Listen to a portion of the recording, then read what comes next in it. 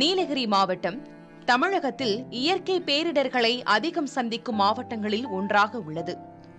ஆனால் தாழ்வாக செல்லும் மின் கம்பிகளால் மனிதர்கள் முதல் யானைகள் வரை உயிரிழப்புகளை அதிகம் சந்திக்கும் மாவட்டமாகவும் அது தற்போது மாறியுள்ளது.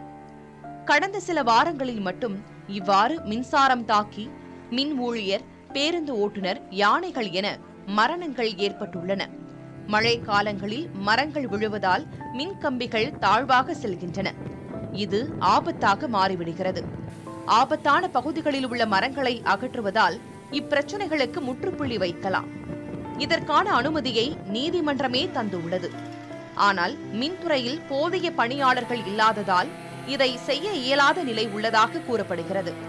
எனவே இயற்கை சவால்கள் மிகுந்த மாவட்டத்தில் கூடுதல் பணியாளர்களை நியமிக்க வேண்டும் என மின்துறைக்கு கோரிக்கை வைக்கப்படுகிறது.